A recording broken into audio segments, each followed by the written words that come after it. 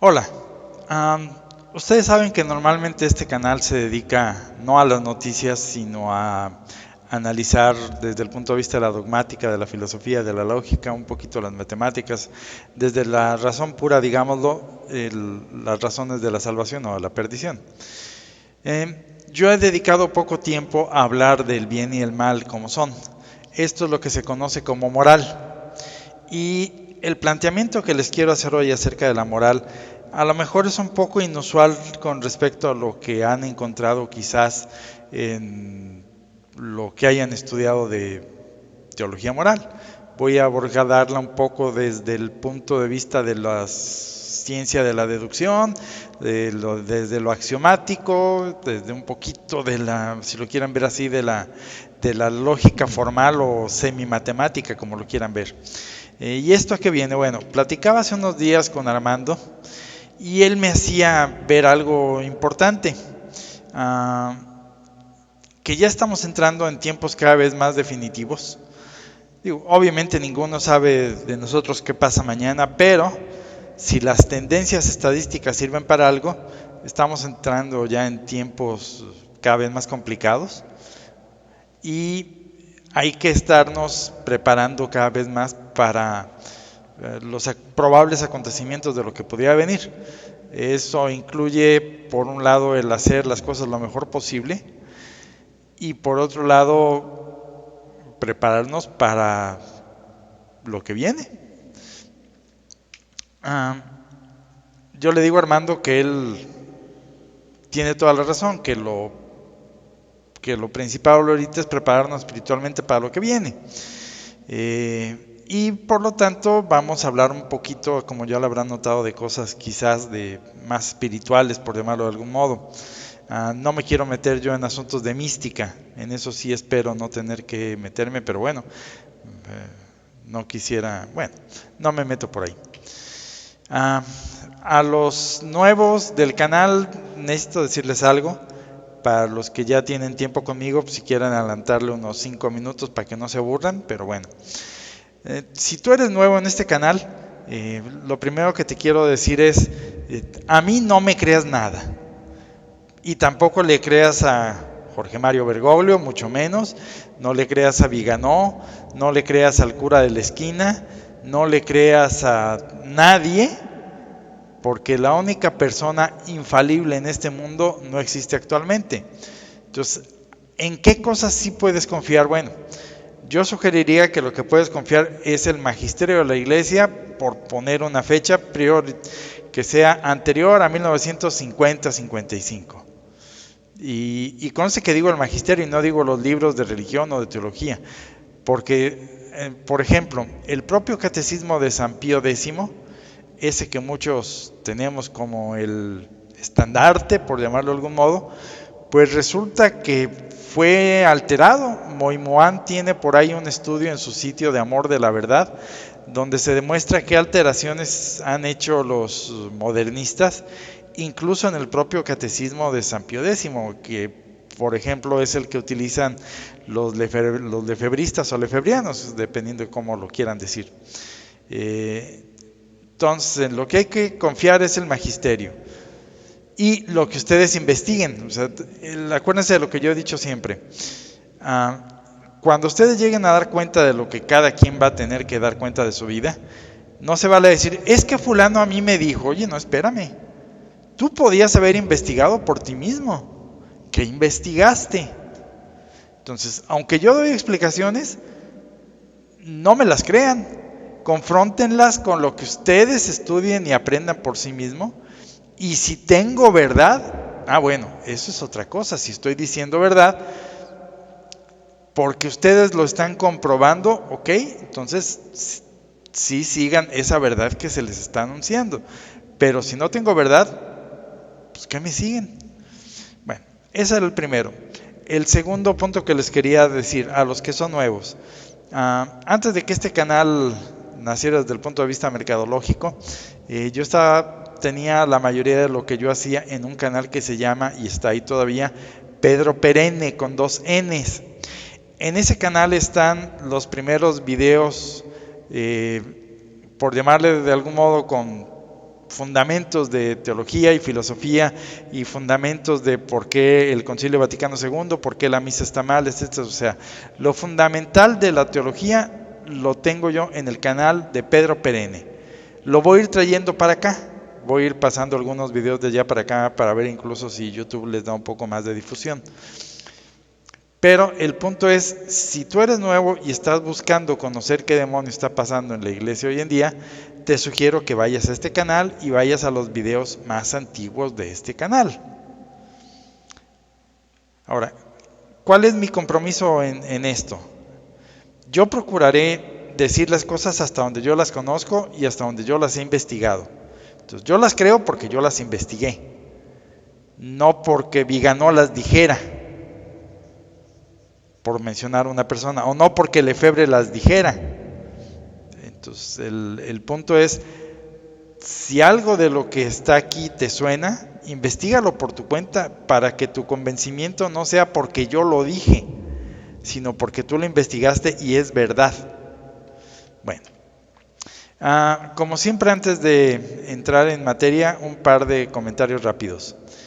¿Se acuerdan que les decía que primero en diciembre Panchito, el Che, decía que él iba a Rusia y luego que siempre no con lo de la guerra de Ucrania? Bueno, pues ahora otra vez nuestro queridísimo Papa Francisco está diciendo que va a Moscú. Lo curioso o lo que lo desinfla un poquito ahora es que el patriarca de Moscú esta vez no le está siguiendo la corriente. Él ya dijo, sí, yo quiero ir, pese a que ya le tiró a Putin. Pero aquí sucedió algo raro y hubo un cambio de narrativa en el Vaticano hace unos días, por aquellos que quizás no se enteraron. Bergoglio dijo que quizás Putin solamente estaba reaccionando a que la OTAN le estaba tentando las narices, por llamarlo de algún modo. Entonces, esto es un cambio total de narrativa. ¿Por qué? Porque al principio Bergoglio dijo que Putin era un hijo de esto, un hijo de aquello, y su egocentrismo y todo lo demás que ustedes quieran. Hoy está diciendo que a lo mejor tiene justificación en lo que está haciendo con Ucrania. Entonces, este es un cambio de narrativa importante. Y luego, en otros asuntos de nuestro amadísimo Papa Francisco, vean lo que dijo hace unos días. Esto está tomado del sitio oficial de Vatican, de las noticias del Vaticano, lo que le dijo a unos peregrinos polacos que ellos iban al Vaticano. Dijo, saludo a los peregrinos de Polonia, saludo cordialmente al obispo ortodoxo, o sea, al hereje, y al obispo calvinista, todavía más hereje, a los miembros de la sección de quién sabe qué del Consejo Ecuménico de Polonia, puros herejes. Dar las gracias a vuestros hermanos cristianos por vuestra presencia. Y luego cambia de tema y dice, en otros tiempos nos excomulgamos unos a otros, ahora nos llamamos hermanos gracias a Dios, para que así continúe la unidad entre nosotros. Gracias, necesitamos esta unidad. Entonces, si tú eres reciente a este canal y todavía tienes un pie metido en el Novus Ordo, pues mi estimado, aquí el Papa te lo está diciendo, esta ya no es la iglesia que conociste. ¿Por qué? Porque esta iglesia en otro tiempo se dedicaba a excomulgar herejes, ahora no, ahora los herejes y nosotros somos lo mismo. Entonces, tú dime qué sigues haciendo ahí, porque si estás en unión con Francisco y él está en unión con los herejes, pues mi estimado, tú estás en unión con los herejes. Entonces, esto te sirva, si tú eres nuevo a este canal, como una demostración de labios de Bergoglio de que esa cosa que él maneja de ningún modo es la iglesia que fundó Cristo. Cambio de tema, entramos al asunto. El bien y el mal. Comentaba también con algunos en el canal que no nos basta tener una fe correcta. Es decir, este canal se ha dedicado a explicar los fundamentos filosóficos y teológicos de lo que es la verdadera fe, la fe ortodoxa. Pero ese es solo el primer paso, es la llave de entrada, por llamarlo de alguna manera. Lo que nos permite entrar son las acciones. Y antes de que haya acciones, tiene que haber un correcto modo de pensar. O sea, no puedo actuar correcto si no pienso correcto, si no razono correcto. Y la moral es un asunto complejo, latoso, difícil, muy amplio, porque abarca todo el ámbito de lo humano, de lo psicológico, de las acciones, de las relaciones humanas, de los interactuares, de los negocios, abarca toda la vida operativa del ser humano. Y en cada uno de esos puntos hay una posibilidad de hacer el mal. Y si nos regimos por los 10 mandamientos, pues el asunto se complica, y si son los 7 pecados capitales o las 7 virtudes, como lo quieran ver, pues se nos multiplica todavía más. Entonces vamos a tratar de empezar a analizar esto desde un punto de vista de la lógica. Ahora, yo llamé a esto las metareglas de la moral. ¿Por qué? Bueno, a lo que trato de responder es, porque algo que a mí me pasó mucho tiempo de mi vida era, pues, ¿qué demonios quiere Dios de mí? O sea, en este momento, ¿qué debo hacer? ¿Cómo espera Dios que actúe yo en este momento, en esa circunstancia, ante este asunto de negocios o de trabajo o de relaciones humanas que se me presenta? ¿Qué es lo correcto que Dios espera que yo haga?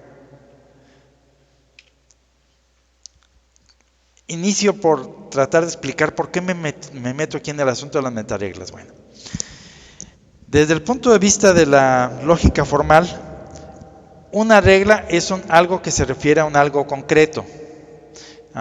Tenemos, por ejemplo, la regla de párate en la esquina cuando veas la luz en rojo y no des vuelta. Okay, esa es la regla sencilla. Se refiere a que, está la luz en rojo, sí, párate, ya, así de simple.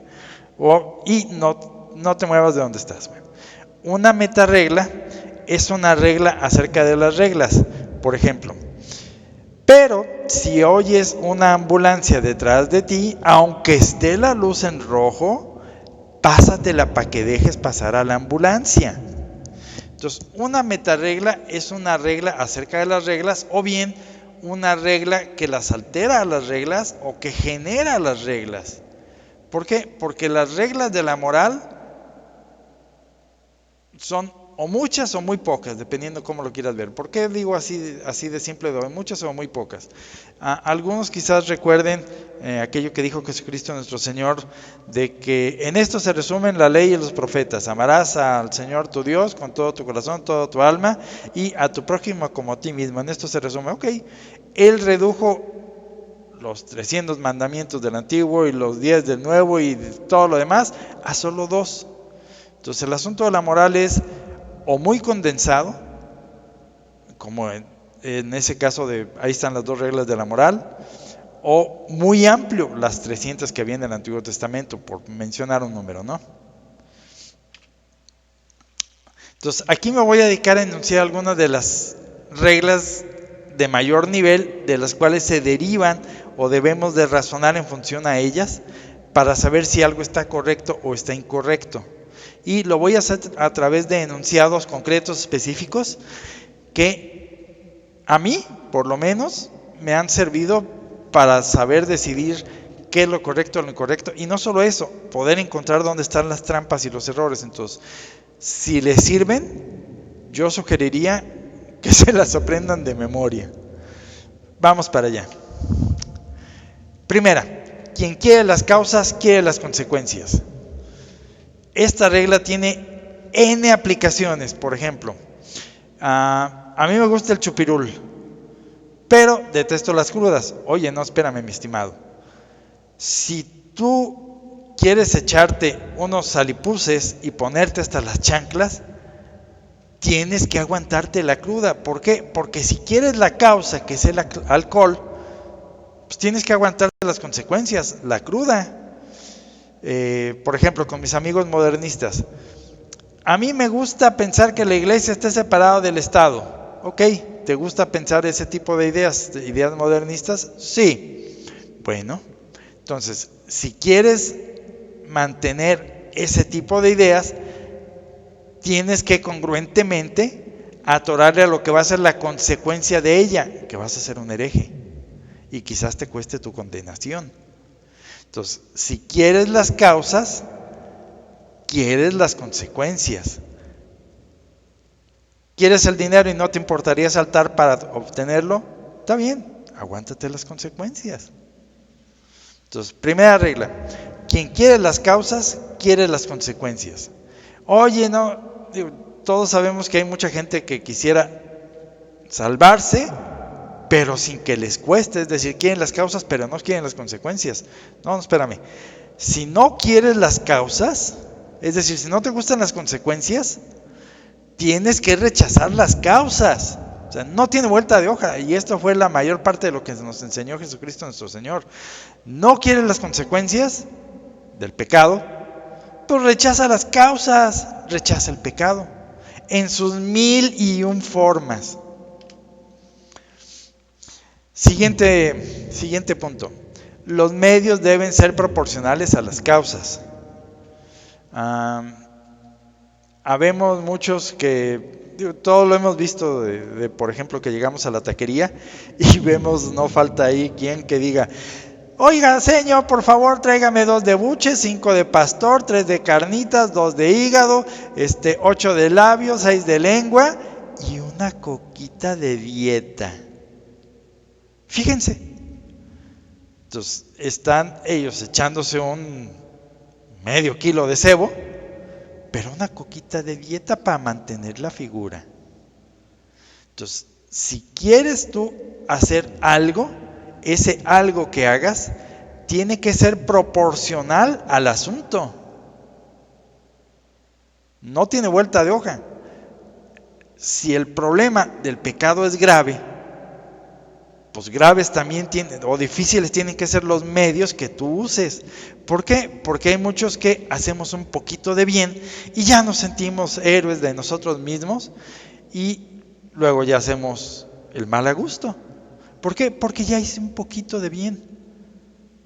Entonces, los medios tienen que ser proporcionales a las causas. Y la causa que tenemos nosotros es la causa de la salvación.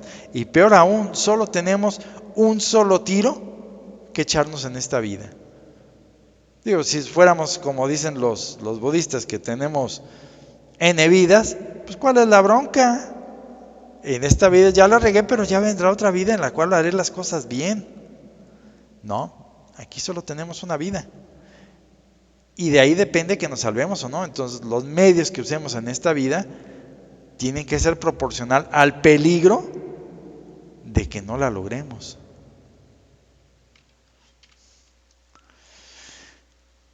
Quien puede lo más, puede lo menos.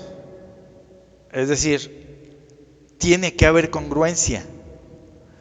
Porque hay veces que nosotros hacemos lo menos, doy limosnas, pero no hago lo más, dejar de pecar en otras cosas. O hay veces que es lo contrario. No cometo los grandes pecados. Toda la gente que dice: yo no robo, yo no mato, yo no asalto, yo voy a misa los domingos, pero me encanta decir palabrotas, pero me encanta chismear del prójimo, pero me encanta ser mal pensado y levantar falsos cuando se puede. Entonces, tiene que haber congruencia entre lo más y lo menos.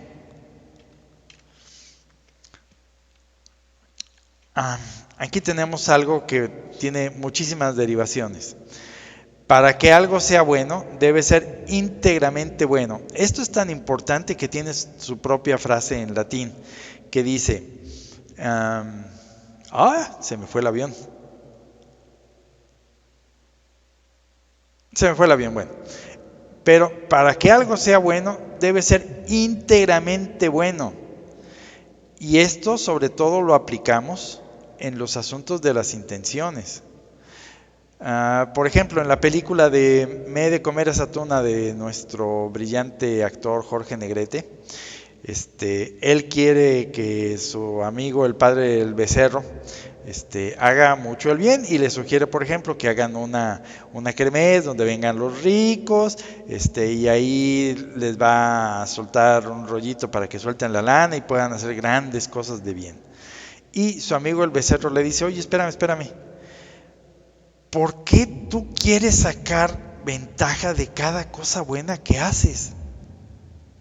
Cada que me propones, dice el becerro, que yo haga algo bueno, tú me lo propones porque a ti te conviene que lo haga. O sea, no me lo propones porque sea bueno en sí mismo, sino porque vas a llevar ganancia en ello. Entonces, La pureza de intención es algo que si no viene de raíz algo bien, los medios o los resultados no son buenos.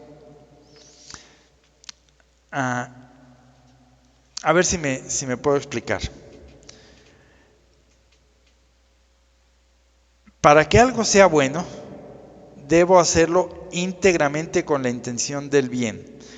Si yo hago algo pensando en que de ello voy a sacar ventaja y de todos modos algo bueno, desde el punto de vista de Dios ya no me contó. ¿Por qué? Porque en esa ganancia que yo saqué o en esa ventaja que yo obtuve con aquel bien que hice, ya fui pagado.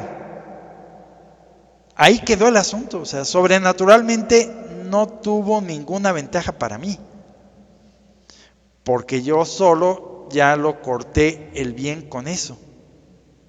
Entonces, para que algo sea bueno, tiene que ser íntegramente bueno por sí mismo y desde la raíz. Y este principio también aplica en teología, en lógica y en todo, o sea, no nada más en lo moral. ¿Por qué? Porque por eso, por ejemplo, sabemos que la iglesia conciliar no puede ser la buena. Porque con una sola falla, una sola herejía que tenga su concilio Vaticano II, todo su concilio no sirve para nada. Y si todo su concilio no sirve para nada, toda su iglesia no sirve para nada. Esto a mucha gente le revienta. ¿Por qué? Porque dice, oye, espérame, no puedes invalidar toda una enciclopedia por una coma mal puesta. Sí puedo. Pero bueno, el ejemplo que tú pusiste de la enciclopedia está mal. ¿Por qué? Porque la enciclopedia es una colección de 1001 artículos distintos, no es una obra única. No es un solo asunto tratado en 10 tomos. Son 1000 asuntos tratados en 10 tomos. Entonces a lo mejor se equivoca en el asunto A y le acierta en el B. Y si analizo el asunto A, está correcto. No tengo nada que corregirle. Pero el asunto B está mal. Entonces la enciclopedia como tal es dudosa, por lo menos. ¿Por qué? Porque el artículo A está bien, pero el artículo B no sirve. Ahora bien, en un asunto cuando es un asunto que es un trato de una sola monotemático, como por ejemplo, si Einstein se equivoca en una sola coma, que sí se equivoca, toda su teoría, es decir, desde la A hasta la Z, está errónea. Aunque muchas de las cosas en sí mismas estén correctas, no sirven. ¿Por qué? Porque la teoría es una obra que explica un solo asunto, es una finalidad para un medio, que es dar una explicación de una teoría, de una probable explicación de la realidad. Y con una sola cosa que esté mal, toda esa explicación no sirve. Arréglala, ¿solo le vas a arreglar un punto 01? Sí. ¿Solo le vas a arreglar una coma y con eso, esa misma ya está correcta? Sí. Pero esta obra con esa coma es distinta a esa obra sin esa coma. Son dos cosas distintas. Entonces, para que algo sea bueno, bonus integra ex malum quinquoque defecto, ya me acordé. Bonus integra causa malum quinquoque defectum, es la frase que lo expresa en latín. Y esto lo sabían desde los tiempos de los griegos. Para que algo sea bueno, tiene que ser íntegramente bueno. Si tiene una sola ápice de mal, no sirve. Si yo te doy un vaso de agua y le pongo 1 microgramo de estricnina, todo ese vaso de agua es veneno. Siguiente asunto, el fin no justifica los medios. Esto tiene N implicaciones. Queremos hacer algo porque con ello nos salimos con la nuestra. Y para hacer ese algo me voy a pasar a torcer a fulano y a mangano, me vale. No, el que tú quieras lograr algo que según tú es bueno, pero en el ínter vas a hacer el mal, no lo justifica. Si ustedes lo analizan, este es el pan nuestro de cada día en política. Digo, basta con ver el gran país asiático. Ellos quieren una sociedad perfecta, sus ciudades son hermosas, sus edificios maravillosos, su infraestructura excelente, y para esa finalidad justifican el que no haya propiedad privada. El fin no justifica los medios. El asunto es que desde que Maquiavelo lo dijo, esto ya está tomado como un axioma de la sociedad actual. ¿Quieres conseguir algo? Sí, pasa por encima de los demás. Entonces, el fin de ningún modo justifica los medios. Esto tiene una derivación o es un corolario del anterior. No es lícito aceptar cabalmente la inmoralidad para buscar el bien. Aquello que decía nuestro buen amigo Robin Hood: yo robo a los ricos para dárselo a los pobres. No, espérame. Eso, desde el punto de vista de la moral, o lo que es lo mismo desde la salvación, está mal. Porque tú estás aceptando conscientemente hacer un mal para, según tú, hacer un bien. De ahí tenemos entonces a los mártires católicos. Podían haber elegido otros ramos, otros modos de acción, oponerse frontalmente mediante medios no lícitos como el asesinato, como la extorsión, como la desobediencia, como la mentira, como cuantas cosas más, para oponerse al mal que estaba en sus tiempos, en sus sociedades, y sin embargo no les era lícito hacerlo. ¿Por qué? Porque nunca es lícito apegarse al mal queriéndolo justificar con un bien. Y luego llegamos al que yo considero el último, al principal de todos, al más complicado mentalmente, porque esto es lo que nos complica la vida mentalmente, a nosotros, de las cosas que tenemos que decidir entre el bien y el mal. No convertirás los medios en finalidades por sí mismas. Y ojalá esto lo viera mi amigo, no puedo decir aquí su nombre, pero él sabe a quién me refiero, donde él, por ejemplo, dice que el objetivo de la vida es vivirla. O sea, él no quiere saber de reglas complicadas de moral. ¿Por qué? De reglas cuadradas. ¿Por qué? Porque él dice que el objetivo de la vida es la vida misma. Y ya desde ahí estamos mal. El objetivo de la vida es salvarte. Si tú dices que el objetivo de la vida es vivirla, tú ya estás poniendo a la finalidad de tu vida, al medio que es vivir, como una finalidad en sí misma. Mi objetivo de vivir es vivir. Ya lo convertiste en una finalidad. Ya no es un medio para que logres algo. Entonces, esta regla es la que más nos pega desde el punto de vista de la sensibilidad humana. ¿Por qué? Porque cuando algo nos gusta, lo queremos convertir en una finalidad en sí misma. Voy para allá. Tenemos aquí, por ejemplo, los 10 mandamientos, por ejemplo. Y tenemos aquí los 7 pecados capitales. El pecado de la glotonería, el pecado de quiero tenerlo todo, el pecado del orgullo, el pecado de la lujuria. ¿A qué voy con esto? Si a mí me gusta la comida, la voy a convertir en una finalidad en sí misma. Voy a caer en la glotonería, porque ya convertí el medio que es alimentarme en una finalidad en sí misma. Ya idolatro la comida, y entonces voy a restaurantes de cocina de autor, busco las comidas más finas y más selectas para mí, lo de primera para mí, lo que es de segunda para los pobres. Si el objetivo de mi vida es tener, entonces yo ya convertí el dinero en la finalidad de mi vida. No es el medio para que yo administre lo que Dios me da. No, ya es una finalidad en sí misma. Quiero dinero. Ya lo hice mi Dios. Entonces, si en el caso del sexo, por ejemplo, disfrutas el acto, sí, lo vas a convertir en una finalidad en sí misma. Vas a buscar entonces lo que pasó con nuestro buen amigo Montini, que dijo porque la finalidad del matrimonio ya no es la procreación, sino es el amor de los esposos entre sí, manifestado como, pues atórale, vamos a darle vuelo a la hilacha, querida mía, porque la vida es corta y tenemos que demostrarnos nuestro amor. Entonces ya lo convertiste en ese medio, en una finalidad en sí misma. Entonces, el principal que deben tener siempre en mente es que aquello que te gusta, cuidado, peligro.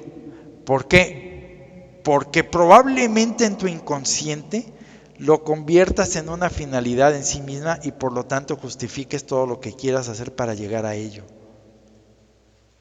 Entonces, este es el principal aforismo que debes tener en cuenta. No conviertas los medios en finalidades. Y la finalidad de la vida no es vivirla, la finalidad de la vida es salvarse. La finalidad de la comida es mantenerte. La finalidad del descanso no es la pereza, no es el disfrute del ocio. La finalidad del descanso es el reponer las fuerzas.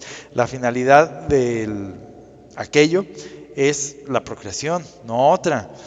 La finalidad del dinero es administrar lo que Dios te dé en beneficio de otros. Entonces, este es el principal del que debes estar al pendiente.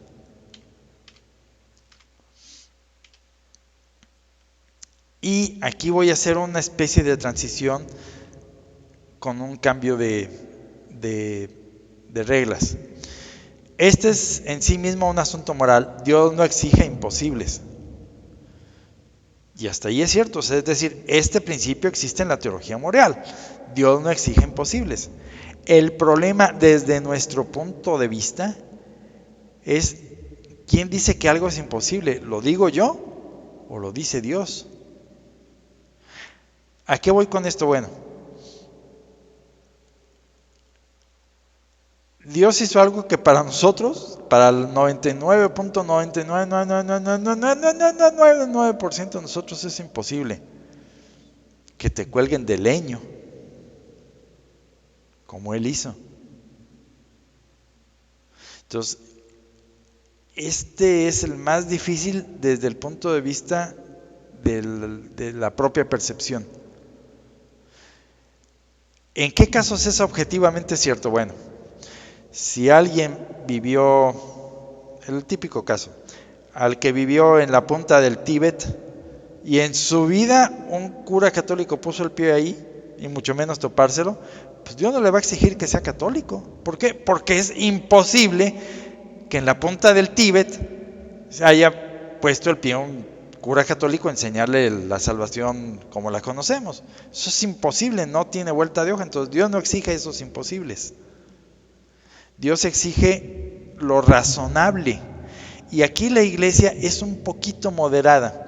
En muchas cosas nos basta, por ejemplo, o nos excusa con decir que algo baste a los medios ordinarios. Por ejemplo, en la misa católica está aceptado el que hay causas que justifican que no se vaya a misa. Si tú eres, por ejemplo, del Novus Ordo, eres de los nuevos a este canal, y tú todavía vas a misa del Novus Ordo, desde ahorita te digo, no estás obligado a ir. Oye, ¿cómo que no estoy obligado a ir a misa? No. ¿Por qué? Porque si el ir a la misa del Novus Ordo implica tu apego y tu permanencia en la secta del mal, no estás obligado a ir. Porque Dios no exige que te apegues al mal, no exige imposibles. Está justificado entonces, dado que te va a traer un mal moral, tu salvación quizás se ponga en riesgo, el que tú no asistas a las celebraciones del Novus Ordo. No sé si me explico. Y esto tiene un poquito de relación con algo que discutía con mi amigo Interregnum. Dios no exige imposibles. Voy a hacer un par de acotaciones. Cuando el Hijo del Hombre, Jesucristo nuestro Señor, antes de irse, cuando aquella noche estaba con sus discípulos, dijo: cuando el Hijo del Hombre vuelva, ¿creen que encontrará fe sobre la tierra? Entonces, a primera vista parecería que aquí le damos la razón a nuestro amigo Interregnum. ¿Por qué? Porque no dijo: el Hijo del Hombre encontrará la iglesia sobre la tierra. o jerarquía sobre la tierra? Dijo fe. Y el problema es la respuesta que nosotros sabemos que tiene esta pregunta. Es decir, sabemos que esta pregunta es de retórica, lo sabemos. El problema es que admite dos respuestas, en cualquiera de los tres casos. A, no encontrará fe sobre la tierra. B, encontrará muy poquita fe sobre la tierra, tan poquita que no pinta para fines prácticos o estadísticos. Ok. Mi amigo al que nos referíamos hace algún tiempo, el que no puedo decir su nombre aquí, él dice que la iglesia en la que él está, recordemos que él jura y perjura que él está en la iglesia, que él no abandonará la iglesia de Jesucristo nuestro Señor. Okay. El problema es que la iglesia no, y él cuando me habla de la iglesia me cita y me recita cosas correctas de la iglesia, me cita el magisterio de los papas verdaderos y tira por la borda todo el magisterio de estos falsos señores. Okay. El asunto es que la iglesia no es la que existe en teoría. O sea, no me enseñes los libros del magisterio de hace 50 años. ¿Por qué? Porque esos libros no es la iglesia actual. Lo que tu iglesia predica hoy en día no es lo de esos libros, eso es teoría. Y esa iglesia no es la real. Cuando Jesucristo nuestro Señor les dice a los apóstoles, id por todo el mundo y predicad el evangelio, no les dijo, id por todo el mundo, funden una editorial, la más grande del mundo, porque va a editar el libro más vendido de todos los tiempos, el bestseller número 1, como dijo aquel libro de ¿Dónde estabas el pasado Plutterday? Que si alguien lo tiene, está divertidísimo. El asunto es que la iglesia no es la que está en teoría. La iglesia es la que se predica hoy en día. Jesucristo no dijo escriban la Biblia, no dijo escriban los evangelios. Dijo prediquen. Esa predicación siempre es actual, siempre es en tiempo presente. Y dado que nuestro Señor Jesucristo dijo, yo estaré con vosotros todos los días hasta el fin del mundo, esa predicación siempre está asistida por el Espíritu Santo. Por eso esa predicación siempre es correcta, porque esa es la asistencia que prometió nuestro Señor. Entonces, si Dios es un eterno presente, la iglesia es un eterno presente. Entonces, la iglesia no es la que está en los libros, y que ahorita ya no es, y que según ustedes vendrá un papa luego a restituir la verdad que durante estos 50 o 70 años se quedó en el error. No, espérame, esto no es la iglesia, punto. ¿Por qué? Porque lo que hoy predican no es la verdad, punto. Luego, nuestro Señor dijo, quien a vosotros escucha, a mí mismo me escucha. Y yo estaré con vosotros todos los días hasta el fin del mundo. Ahora bien, esta frase, yo estaré con vosotros todos los días hasta el fin del mundo, tiene o le han dado una connotación eucarística. Es decir, hay quienes tienden a pensar que Jesucristo nuestro Señor se queda por siempre para acompañarnos a nosotros en el sacramento del altar.